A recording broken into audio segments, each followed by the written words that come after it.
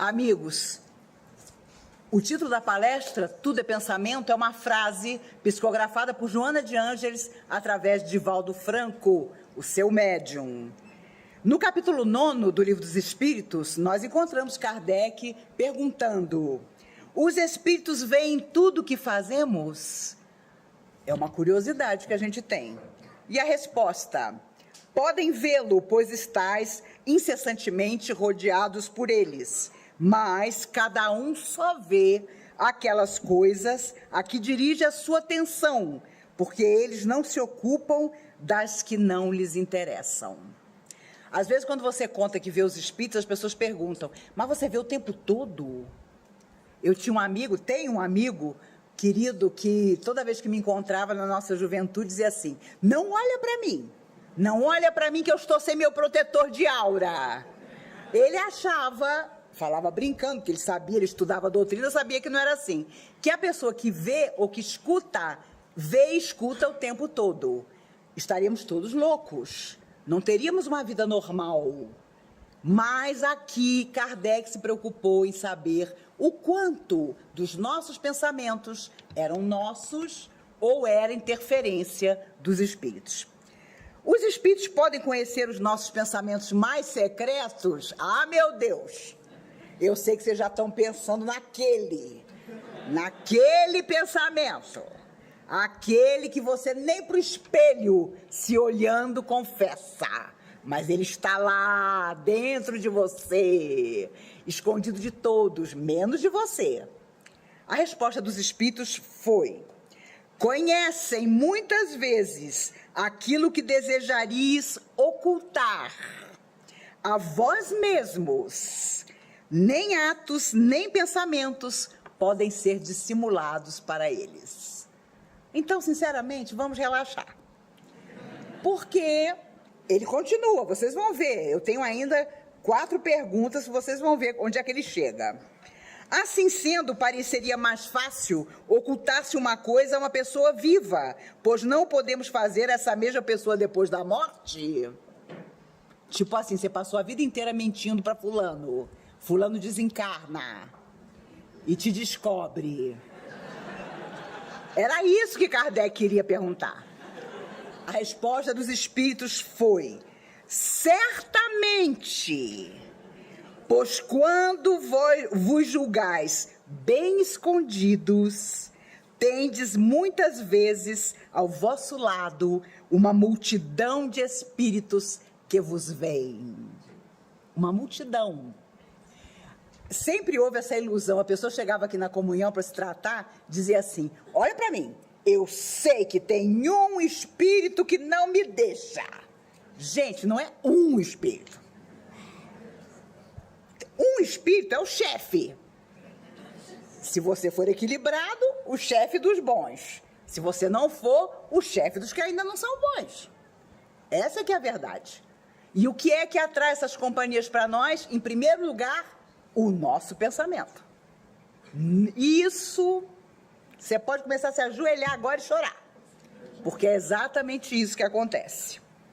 Os espíritos influem sobre os nossos pensamentos e as nossas ações? Resposta: nesse sentido, a sua influência é maior do que supondes. Muito frequentemente, são eles que vos dirigem. E você, se achando independente. Ninguém manda em mim. Ninguém diz o que eu devo fazer. Eu desafio todo mundo. Ninguém é dono da minha vontade. Tomara que você seja totalmente dono da sua vontade. Porque se você não for, você está seduzido, sim, por influências as mais diversas. Paulo de Tarso sabia disso. Os discípulos de Jesus aprenderam isso. Paulo escreveu: somos todos observados por uma nuvem de testemunhas invisíveis.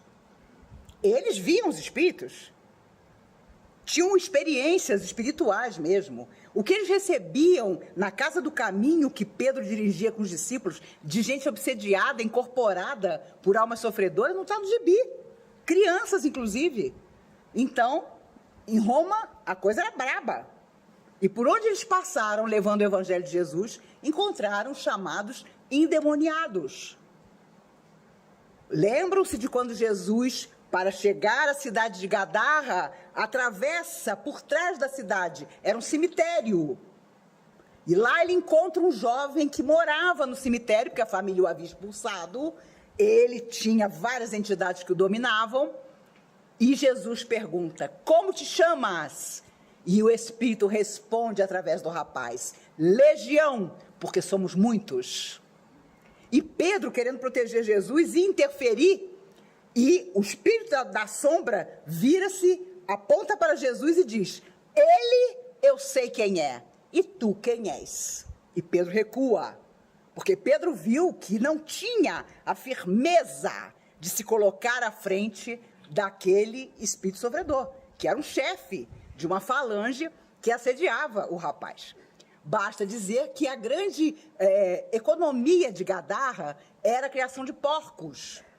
E foi nesse momento que Jesus, para libertar o rapaz, determina que aquelas entidades tremendas, no sofrimento, na maldade, que assediavam o jovem, que o dominavam, se lançasse sobre um grupo de porcos que estava no cemitério. E o impacto da energia dessas entidades sobre os porcos foi tamanha que os porcos se lançaram no abismo. Foi a única cidade onde Jesus jamais entrou. Porque na hora que ele consegue chegar ao portão, todos os dirigentes da cidade estavam no muro. Aqui não entras.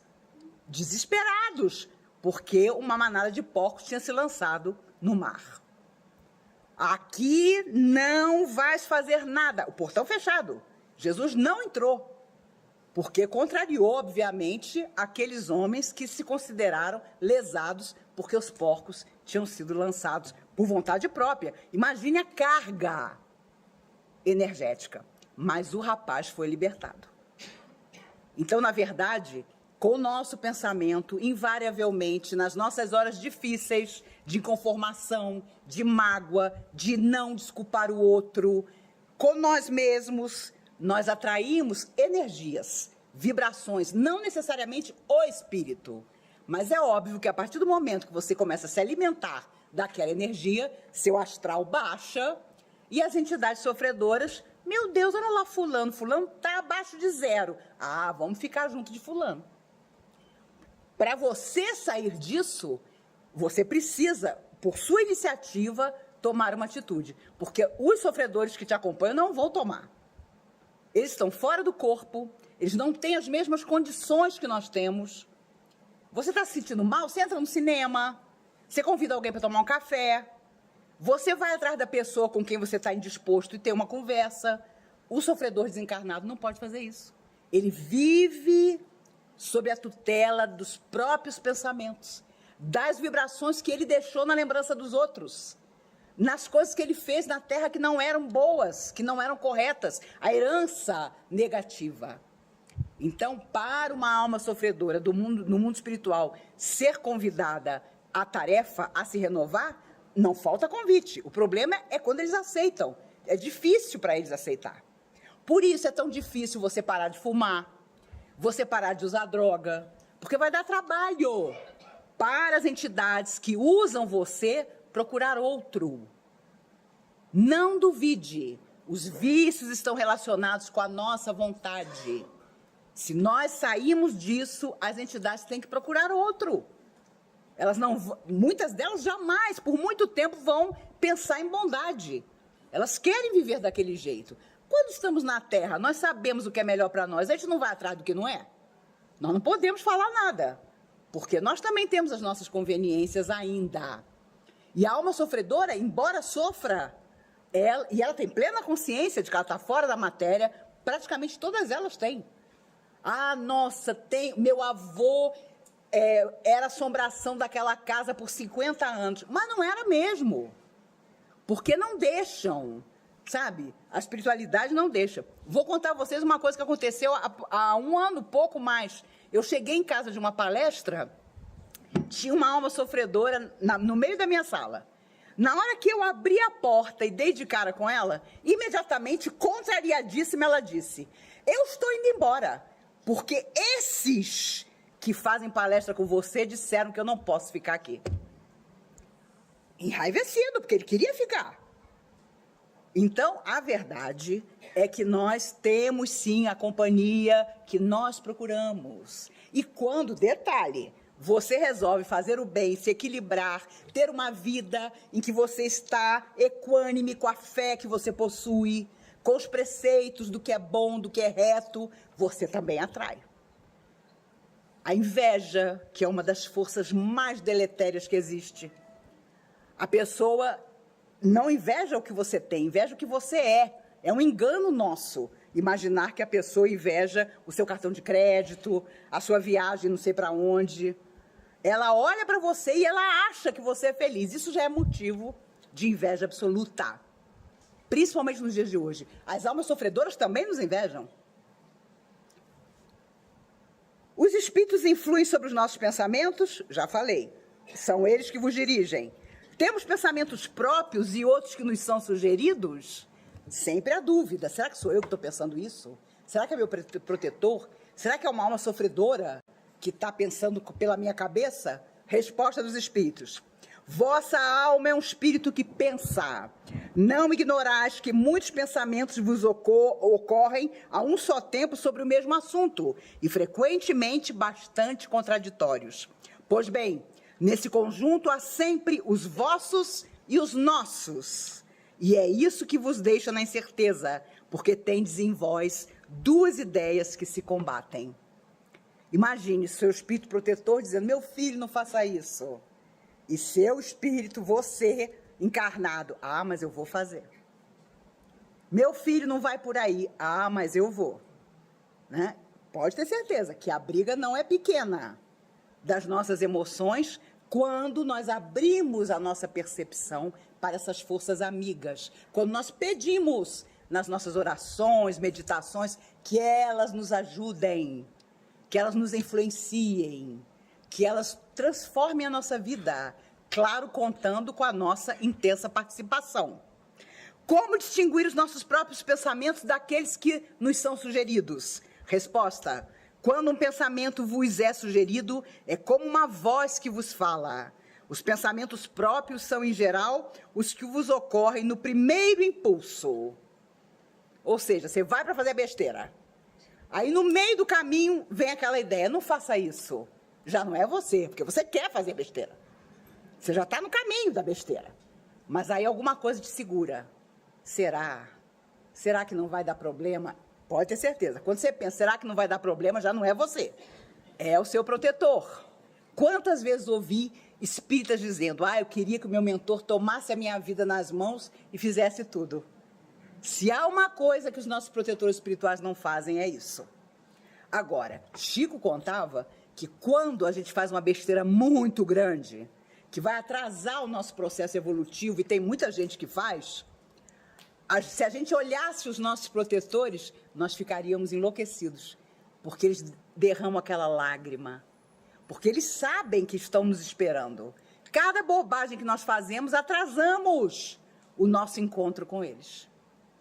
E aqui parece uma besteira isso, mas quando você chegar do lado de lá, que vem aqueles protetores seus: oh, meu filho, que bom que você voltou, beijinho, abraço, mas agora nós não podemos ficar com você. Por quê? Porque eles estão num patamar mais alto e você fica lá. Os espíritos contam que quando tem permissão, desencarnado, de estar num ambiente superior ao seu progresso, você aguenta minutos, porque vai dando uma falta de ar em você, e você está desencarnado, você não tem mais corpo, mas vai dando uma falta de ar que você não aguenta. Agora, imagine você encontrar o amor da sua vida, desencarnado, superior a você. Quando você vai com tudo, vem a falta de ar. Vem a falta de ar. E aí você descobre que vai ser beijinho, abraço, tchau. Porque o cara ou a mulher já está num estágio mais avançado e você vai voltar para a sua insignificância. Aí é aquele momento chave. É aquele momento-chave em que se alguém perguntar, você quer reencarnar? Quero. Aonde? Na África, em sofrimento absoluto. Eu quero ser uma ameba rastejante. Eu quero todas as doenças. Porque você fez a besteira. Você não evoluiu para estar com aqueles que são a grande afinidade da sua alma. Os espíritos dizem que é por isso que quando chega a hora do Ângelus, às 6 horas da tarde, muitos de nós se enchem de melancolia. Porque é o momento em que a espiritualidade, que trabalha recolhendo almas sofredoras na Terra, está presente. E nós temos inconscientemente a saudade de uma vida que nós não temos agora, de coisas que não estão nas nossas mãos agora e das pessoas que avançaram à frente enquanto nós estacionamos. E há muitos de nós que nascemos em famílias absolutamente estranhas ao nosso espírito. Por mais que seja família, por mais que seja pai, mãe, irmão, mas são pessoas com as quais não temos a afinidade. A afinidade real é das almas que sempre trocaram entre si emoções, sentimentos, vidas na Terra e, principalmente, pensamentos. Como distinguir se um pensamento sugerido vem de um bom ou mau espírito? Resposta: estudai a coisa. Os bons espíritos não aconselham senão o bem. Cabe a vós distinguir. O negócio é sempre conosco. A gente tenta passar a bola para eles, mas eles retornam para nós. Com que fim os espíritos imperfeitos nos induzem ao mal? Resposta: para vos fazer sofrer com eles. Simples assim. Para vos fazer sofrer com eles. Portanto, quando nós temos os nossos pensamentos sob a guarda das almas amigas, por mais que soframos, que enfrentemos dificuldades, sempre encontraremos uma forma nova, positiva, de sentir. Porque quando você pensa, você elabora toda uma casa mental em torno de você. Por isso os espíritos falam muito das fixações mentais, das pessoas que são obcecadas por determinada coisa, obcecadas por determinada pessoa, obcecadas por determinada situação que elas nunca alcançam, mas elas mentalizam aquele o tempo inteiro, aquilo ou aquela pessoa. É um prejuízo, é uma obsessão entre encarnados, por exemplo. André Luiz dizia, através de Chico, você prepara um acontecimento pensando em torno dele. Uma grande verdade. Você prepara um acontecimento pensando em torno dele. Não vale, meu Deus, a Mega Sena está acumulada. Eu sinto que todo o meu ser anseia. Não é por aí. É muito mais sério que isso. Eu já contei a vocês outras vezes, um rapaz que há muitos anos veio à comunhão, num processo obsessivo gravíssimo, a vida dele estava acabada. Ele entrou nesta cabine aqui, que só tinha essa naquela época, antigamente, e veio o espírito, o chefe da falange que assediava ele. E aí o doutrinador, com aquela intenção positiva, meu filho, olha o que você está fazendo, olha a que esse rapaz se reduziu, deixe-o em paz. O espírito respondeu, eu? Ele, se quiser, é que me deixe em paz. Ele quer que eu saia de perto dele, ele que mude de sintonia. E o espírito sofredor deu uma aula dentro da cabine de passe sobre sintonia. Ficamos todos assim, de boca aberta. Essa história de, a alma sofredora é muito ignorante. A alma sofredora, coitada, não consegue manipular a energia. Meu Deus do céu! Está faltando estudo para quem diz isso. Que a alma sofredora não sabe agir. Ela sabe porque ela nos conhece. Muitos são adversários do passado, que procuraram por nós e nos acharam. Adivinha como? Porque existe um lado em nós que eles sabem que existe. Nós ainda não modificamos. Aí, piba! Não me esqueço nunca de uma moça que veio também num processo obsessivo grave, uma moça linda. Ela entrou na cabine de passe, vieram as entidades sofredoras, de repente se apresentou o chefe, porque tem sempre um chefe. Se você é servidor público e está desesperado, fique calmo. Porque do lado de lá tem chefe para burro. Entendeu? Seja pro bom, seja porque não é bom. Você não vai se livrar de chefe tão cedo. A verdade é que ela entrou, começaram a vir as entidades, e veio o chefe da turma toda. As gargalhadas. Ele ria. Ele incorporado no médium, o médium gargalhava, porque ele gargalhava usando o corpo do médium. E aí o doutrinador perguntou, meu filho, por que você está rindo tanto? Ele pensa que todos nós somos bobos. Ele se disfarçou de mulher, achando que nós não íamos encontrá-lo. E nós o encontramos. Era um cara que tinha sido homem numa outra encarnação, quando fez esse mal todo para a turma, e voltou como mulher. E depois, quando a moça saiu e tudo, veio o protetor e disse, ele reencarnou como mulher de propósito, para se esconder das entidades que o encontraram. Porque o corpo era um violão, mas a alma era a mesma. Os pensamentos difíceis eram os mesmos e os antigos adversários não tiveram dificuldade em encontrá-lo. Um conforto para nós, mulheres, que não nascemos como uma Marilyn Monroe. O Chico contava que várias mulheres lindíssimas se aproximavam dele para beijá-lo, abraçá-lo, mulheres estonteantes. Quando ele olhava pela segunda vez a alma que estava ali, ele tinha medo.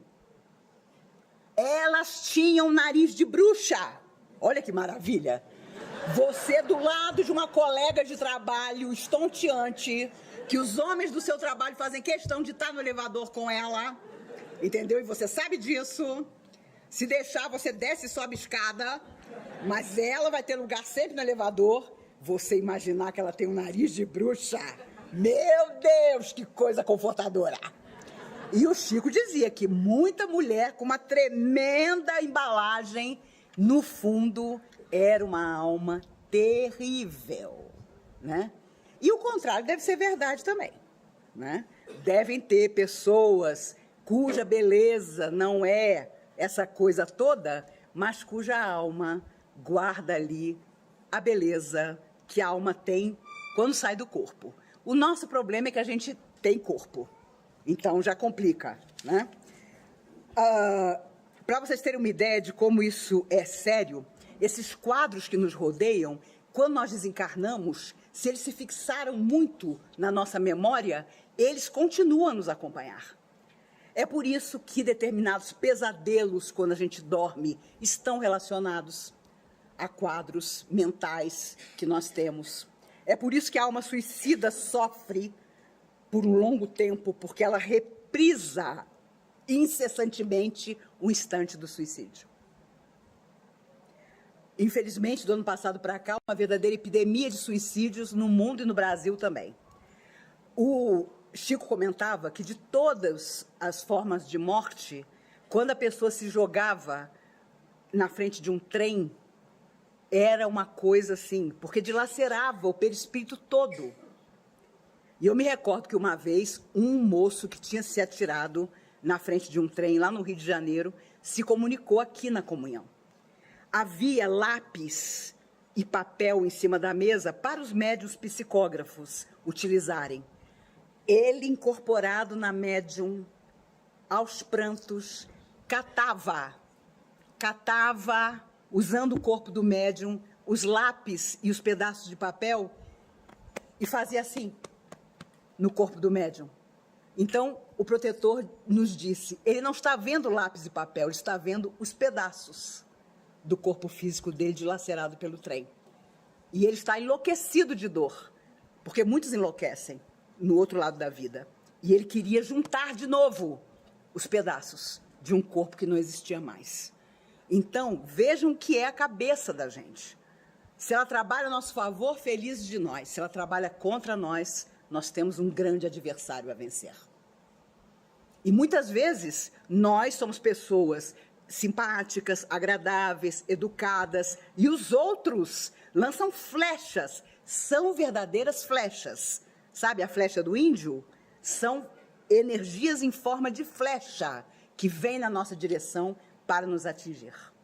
Se nós estivermos naquele dia mais enfraquecidos, essa flecha mental nos atinge ou na cabeça, aí vem uma enxaqueca que você não sabe explicar por quê, ou no seu fígado, e você começa a ter um enjoo. Meu Deus, mas eu só bebi água e comi mamão, como é que eu posso estar com esse enjoo? Energias, vibrações. Eu tinha uma samambaia em casa, uma vez a minha vizinha, Maís, eu vou aí levar um pedaço de doce para você. Juro por Deus, quando ela saiu da minha casa, a samambaia estava morta. Literalmente morta. Eu tinha um gato preto chamado Juarez. Ele, quando a pessoa entrava na minha casa e não estava legal, o Juarez era meu termômetro. Ele entrava debaixo do fogão. Ele só saía quando a pessoa ia embora. Não duvidem disso. Os animais são nossos protetores muitas vezes, sabe? Porque eles sentem antes de nós. E os espíritos dizem que quando a pessoa chega com uma carga muito violenta, que vai fazer a gente ficar doente, vai atingir um filho da gente, eles permitem que o animal capte. Né? Cachorro vira-lata, então, é uma maravilha ter. Porque ele já tem uma resistência, né? Ultimamente, graças a Deus, as pessoas estão adotando cachorros, né? E isso é fantástico, porque a gratidão de um animal que foi adotado é um negócio espiritual. Espiritual. E é claro, o animal convivendo com a gente troca psiquismo. O deles ainda no bicho. E o nosso. A troca psíquica. Quando o animal morre, eles levam 4 meses para levar o animal de dentro da casa da gente. Eles separam um cantinho da nossa casa, onde o animal desencarnado fica por 4 meses. Para que ele se desligue psiquicamente de nós. E aí, então, eles tiram. Porque nós precisamos desse desligar e ele também precisa. Vejam como tudo é lindo na vida e fora da vida. Como tudo tem razão de ser. Como nós não somos peões loucos. Nós somos almas eternas, que viemos à Terra quantas vezes forem necessárias para corrigir o mal que fizemos e espalhar o bem. E podem ter certeza, não existe felicidade maior do que fazer o bem. Você pode ser milionário, pode ser casado com uma mulher maravilhosa, estonteante, escalafobética, pode ter um marido que a rua toda inveja, pode ter filhos que são a perfeição. Nada, nada, aqui na Terra mesmo, quanto mais no mundo espiritual, é o que você faz em benefício de alguém. O que você deixa no coração do outro, nada se compara. É a luz que vai nos acompanhar fora da matéria, onde quer que nós estejamos. Se uma pessoa se lembrar de nós com carinho, estaremos salvos. Porque é para isso que a gente vem, para finalmente construir em qualquer profissão, em qualquer trabalho, ou até sem trabalho nenhum, uma nova maneira para a nossa alma eterna de viver e de ser feliz, fazendo os outros felizes. Irmã Sheila, através de Chico, comentava com o cuidado que nós devemos ter com os pontos mortos que existem dentro de nós. Aqueles pontos que nós não queremos tocar. Não, isso aqui eu não estou preparado ainda. Não, isso aqui eu resolvo em outra encarnação. São pontos mortos que afetam o nosso psíquico, o nosso espírito eterno e o nosso corpo também. E no dia que a medicina descobrir isso em definitivo, as doenças terão desaparecido da Terra. Porque quase todas elas, para não dizer todas, estão relacionadas com a nossa cabeça que ficou doente primeiro, sem que nós percebêssemos, o pensamento que ficou abaixo de zero, muitas vezes, e aí começam a surgir as questões. É a sinusite que não passa, são gripes frequentes, que é uma verdadeira negação de alguma coisa que você precisa solucionar. Então, não duvidemos. Um dia tudo isso estará resolvido e nós vamos vir para corpos saudáveis. Por isso a medicina diz, no futuro todo mundo vai viver mais de 100 anos. Vamos viver muito mais que isso. Porque os laboratórios não serão indústrias de remédio. Porque hoje eles são. Como a cura do diabetes tipo 2, que é o que a maioria tem, já existe, mas não é divulgada, porque os laboratórios gastaram bilhões em pesquisa. Então, agora eles vão querer tirar esses bilhões de nós, diabéticos, fazendo com que a insulina fique muito mais cara, com que o remédio... Tem remédio de diabetes simples que custa quase R$300. Então, não duvidemos. Nós temos ainda um mundo para pegar nas nossas mãos e fazer avançar. E nós estamos sentados todos pensando no ontem. Ah, fulaninho não gosta de mim. Ah, Beltraninho me deixou por fulana. Ah, meu filho disse que eu não fui um bom pai, uma boa mãe. A não ser que você não tenha sido, problema do que o seu filho pensa. Você foi um bom pai? Você foi uma boa mãe? Fique tranquilo, ele também será pai. Ela também será mãe. Ela também vai ter que educar. E educar é repetir 1000 vezes a mesma coisa. Não é para qualquer um. Por isso, eu vejo tanta juventude aqui, tantos jovens. Meu filho, minha filha, não está no seu processo ficar infeliz sendo mãe, sendo pai. Não está no seu espírito, não tenha filho. Porque a partir do momento que você tem, é uma alma que vem do espaço. E você vai prestar conta do filho que você trouxe para a terra, das coisas que você semeou no coração dele. Não duvidemos, nós vamos ter dificuldade para explicar que teve uma hora que a gente não queria mais ser um pai educador, ser uma mãe zelosa, a gente não tinha tempo, parecia que estava tudo tão bem. Então, quantos e quantos pais eu já conversei e a frase era sempre: eu nunca imaginei que meu filho estivesse vivendo esse drama. Muitos chegam ao suicídio e aí a família toda adoece, porque cai todo mundo na realidade. Como que ele precisou tanto de ajuda e nós, por algum motivo, não estávamos ali para ajudar? Emmanuel conta que quando Pedro passava abraçando as pessoas, e a sua mão, Jesus já tinha sido crucificado, curava.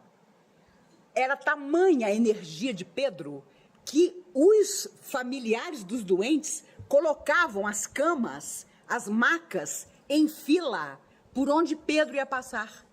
Porque a sombra de Simão Pedro, incidindo sobre o doente, curava o doente. E a pergunta que eu faço a todos nós é: qual a qualidade da nossa sombra? Porque ainda que você diga que não tem nada para doar, que você é sombra, que a sua sombra tem o poder de mudar, o poder de curar, como a simples sombra de Pedro tinha, quando incidia sobre os enfermos. E o povo sabia disso. Então colocava, sabia que não ia chegar muito perto de Pedro, colocava o doente ali, porque quando Pedro passava, as pessoas ficavam curadas. E temos que nos perguntar o que a nossa vida está curando dentro de nós e em torno de nós também. Por isso, claro, Jesus afirmava: vai, não peques mais, para que não te aconteça coisa pior. Porque quantos ele curou, mas voltaram aos desequilíbrios que tinham trazido a doença e voltaram a enfermar e morreram.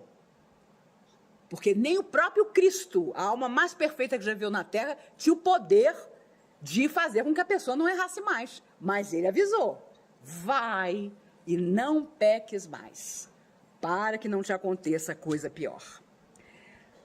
No mundo espiritual, no Hospital Maria de Nazaré e outros que recebem almas suicidas, os hindus trabalham com hipnose para retirar do suicida os pensamentos que o levaram ao suicídio.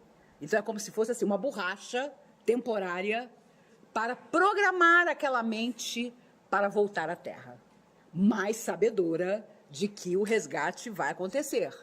Entretanto, é preciso passar como se fosse uma borracha mesmo. E a hipnose consegue fazer isso no mundo espiritual, para que a pessoa esqueça aquela hora tremenda em que ela desistiu, em que ela planejou sair da vida. Isso é um impacto tremendo. Já comentei com vocês, o ex-presidente Getúlio Vargas deu um tiro no peito. No mundo espiritual ele perguntava, eu morri de quê? Eu não lembro de ter ficado doente, porque o impacto da bala no peito dele foi total.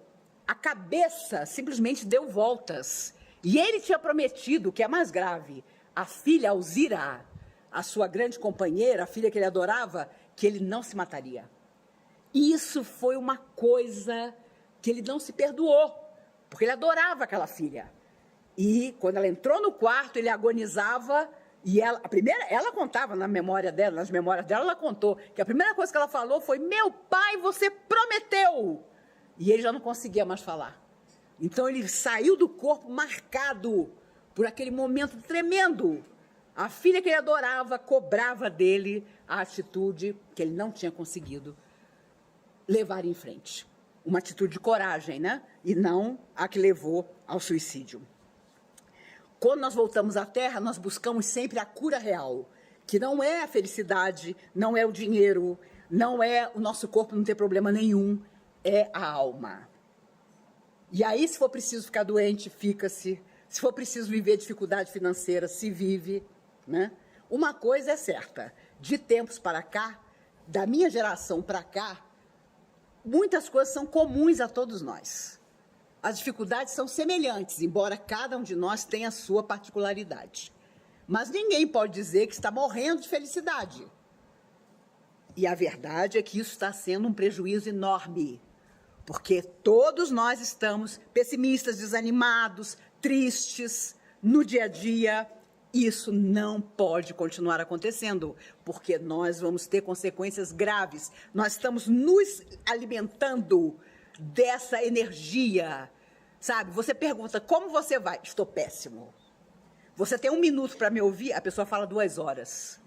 De tempos para cá, quando pessoas me telefonam, e são raras as pessoas que têm o telefone da minha casa, que é o único que eu tenho, o meu suor pinga no chão. Porque pelo telefone você doa energia e recebe também. Porque ali está o pensamento da pessoa que está falando com você. E como diz a antiga música, né?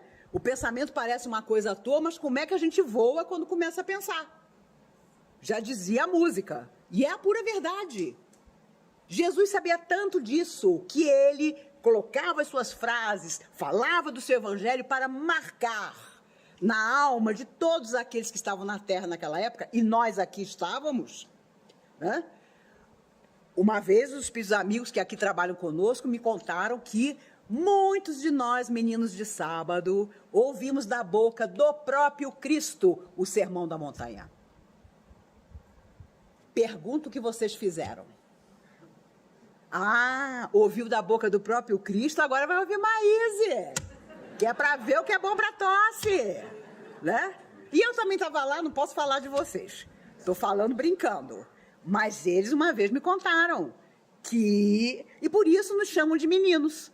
Os espíritos amigos nos apelidaram de meninos porque eles dizem, só ontem a noção do belo e do verdadeiro chegou ao nosso coração. Somos todos meninos.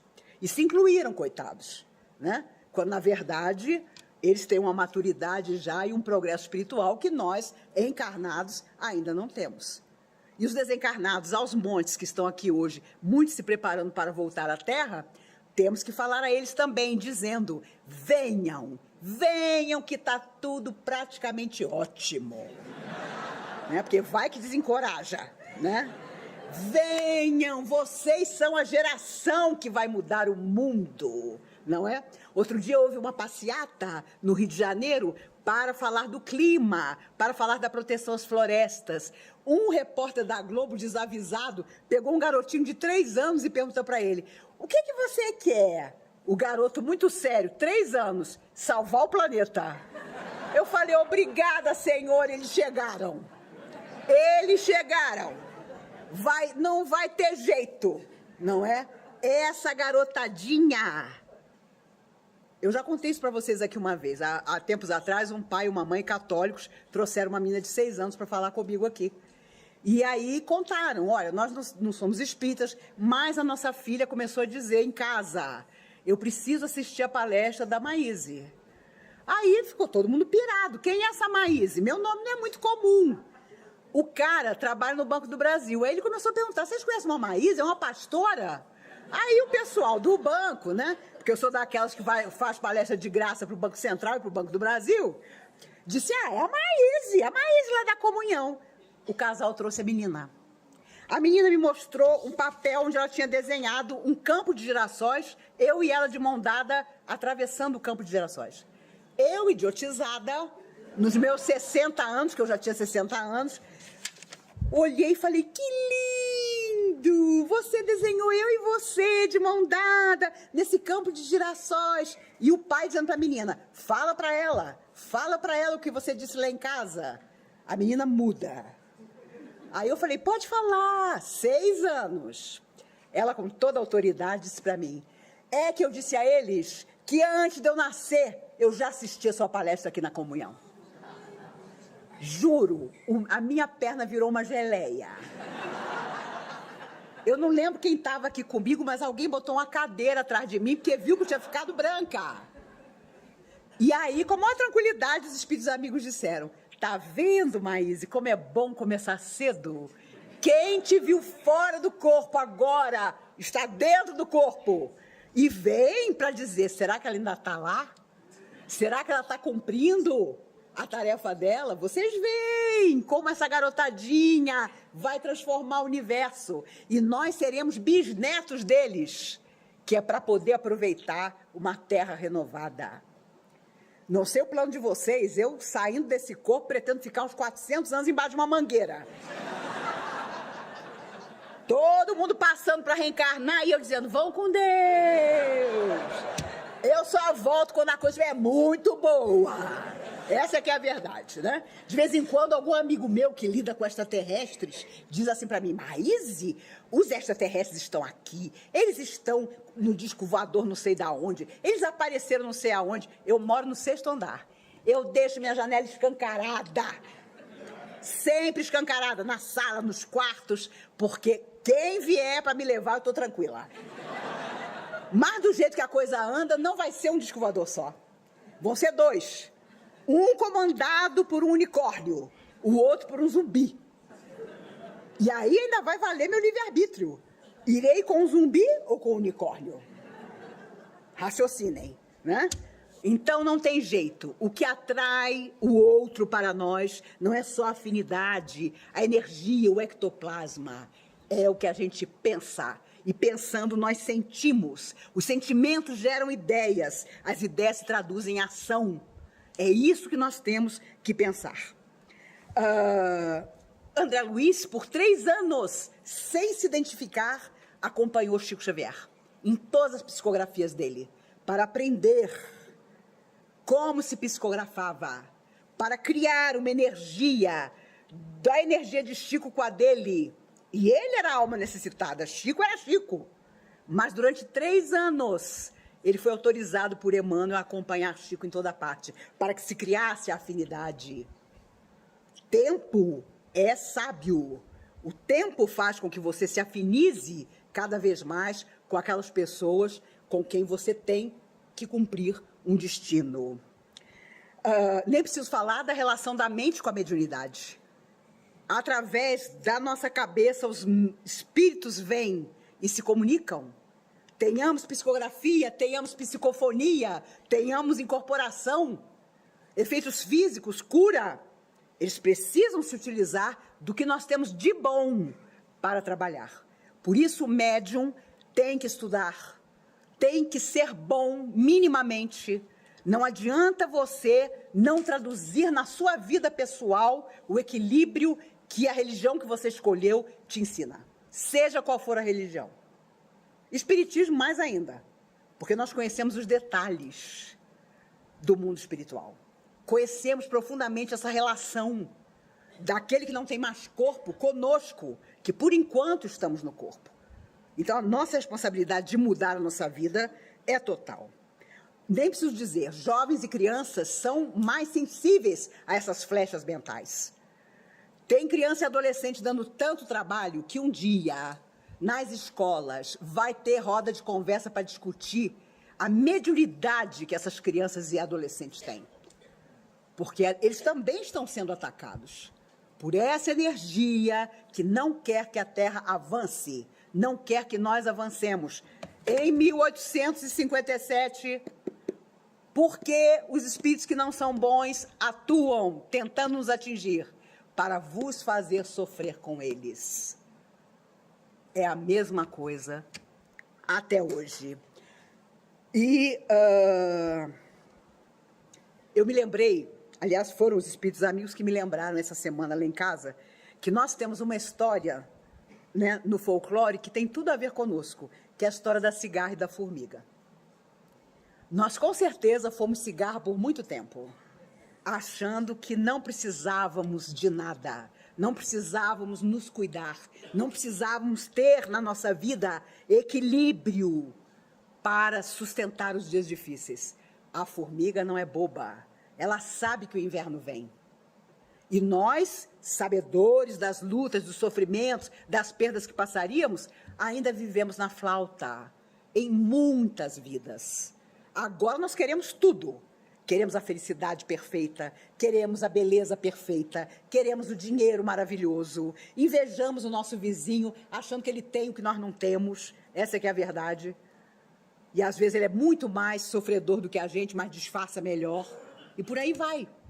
Então, a formiga é bem o exemplo que nós deveríamos seguir. De guardar, porque todos nós, não nos iludamos, já conhecemos invernos e conheceremos outros. Invernos de toda sorte, e também os dias felizes. Mas a cigarra só pensava nos dias felizes, achando que o inverno nunca chegaria. Nós fizemos isso em muitas vidas. Agora não dá mais. Porque a nossa alma sabe que ela não pode mais se iludir. E não podia terminar sem falar de Madalena. O Emmanuel conta, através do Chico, no livro Pão Nosso, que Madalena ficou, como todos os discípulos, completamente arrasada com a crucificação de Jesus. Mas ela era mulher. E teve uma madrugada que ela pensou, meu Deus, eu não posso ficar desse jeito, porque eu vou estar traindo tudo que eu aprendi com o mestre. Os discípulos estão tão desanimados, tão desesperançosos, eu também, mas eu tenho que reagir.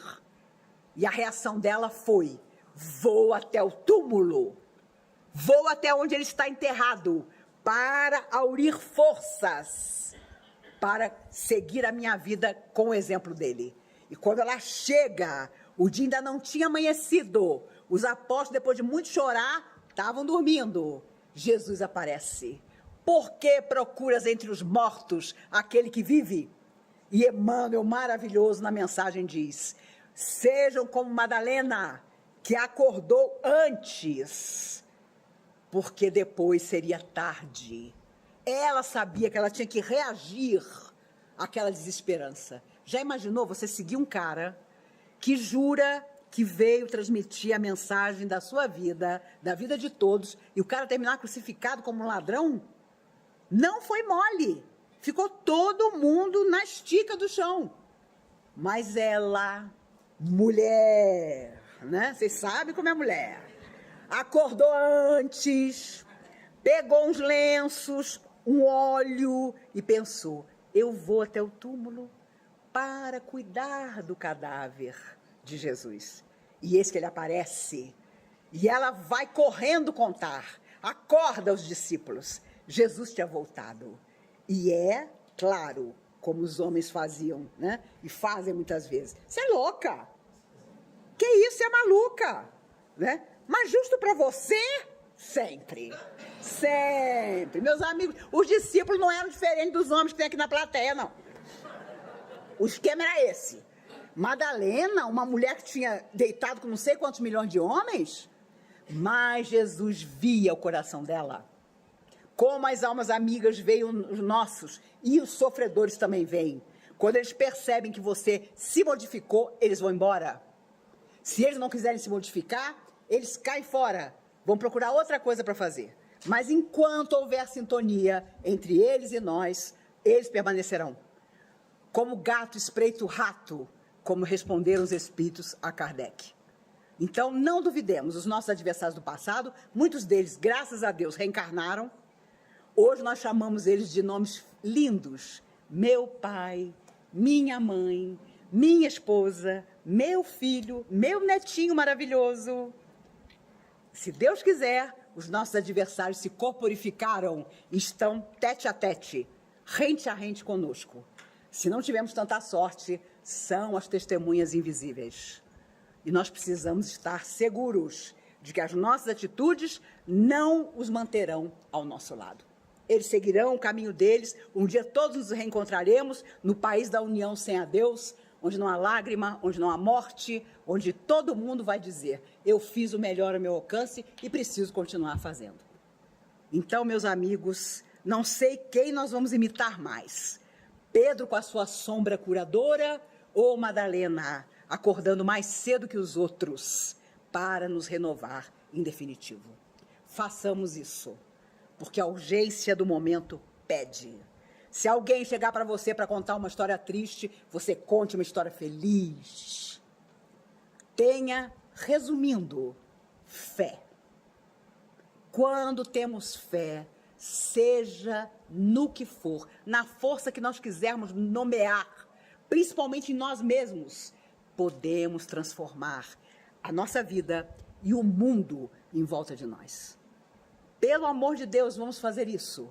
Eu sei que a minha geração vai embora, eu já aceitei isso, sem ver o mundo melhor. Mas voltaremos. Voltaremos quantas vezes forem necessárias, até que tudo esteja como Cristo afirmou. Eu estarei convosco até o fim.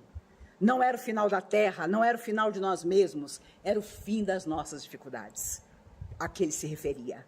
Era o fim das nossas lutas internas, que estarão apaziguadas pelas tarefas do bem que nós desempenharmos.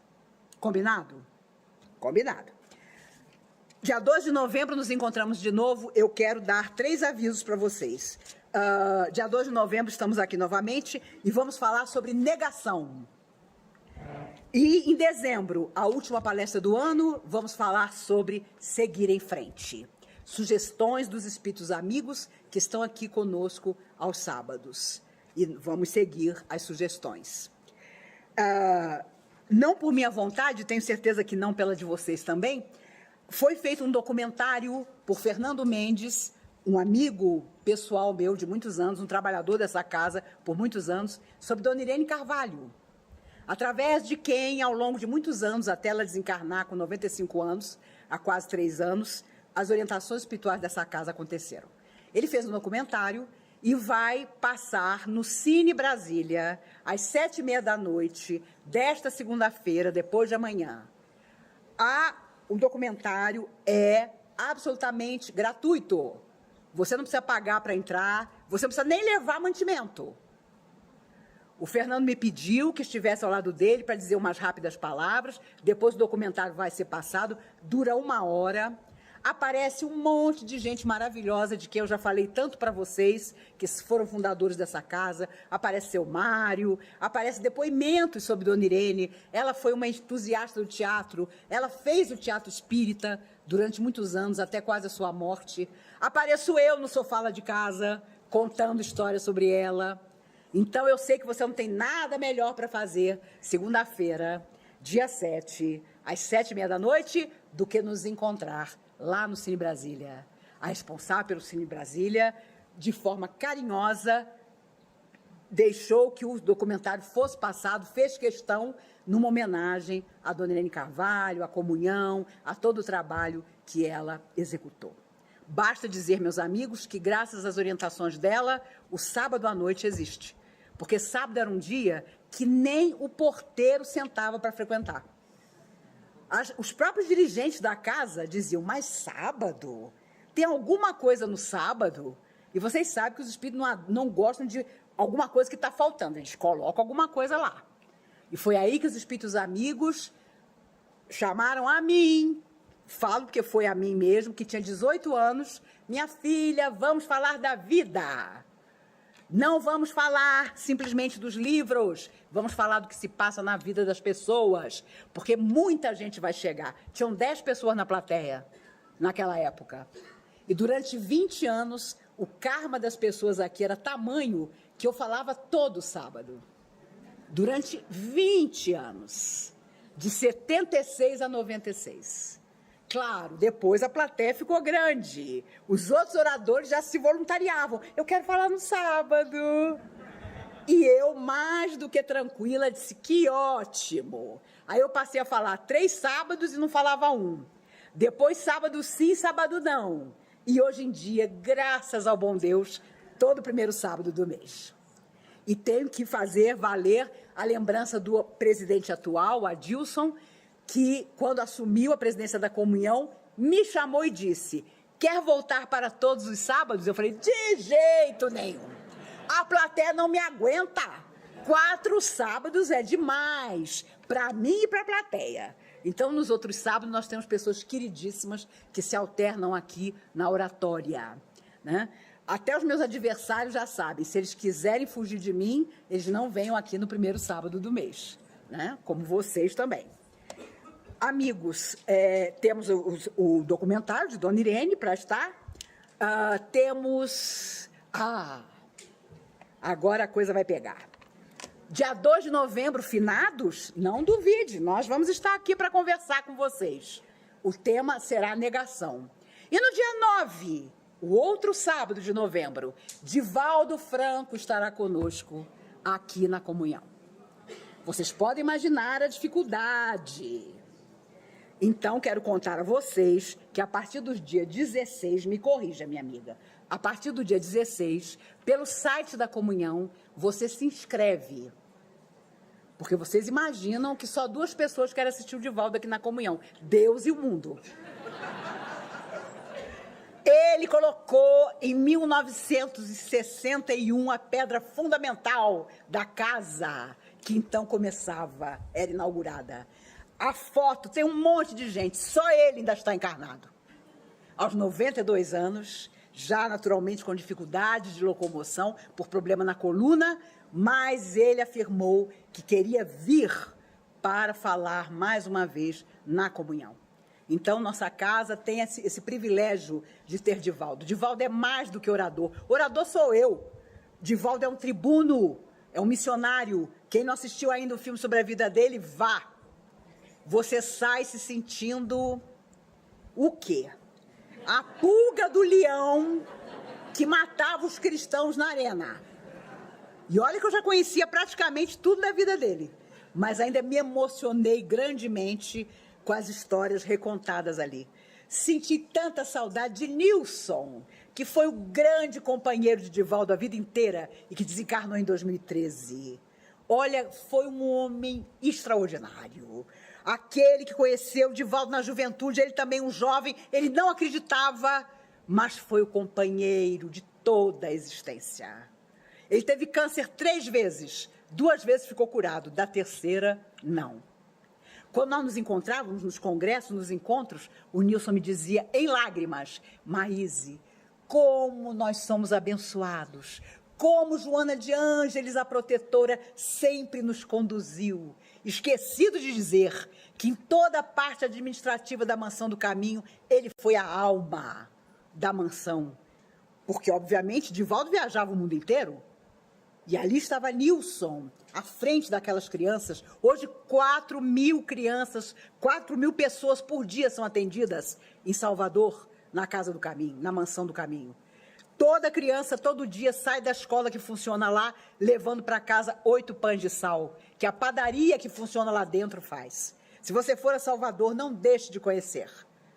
Extraordinária a tarefa que eles levaram até o fim. E, claro, para Divaldo, o fim ainda não aconteceu. Vale a pena assistir o filme, sem dúvida nenhuma.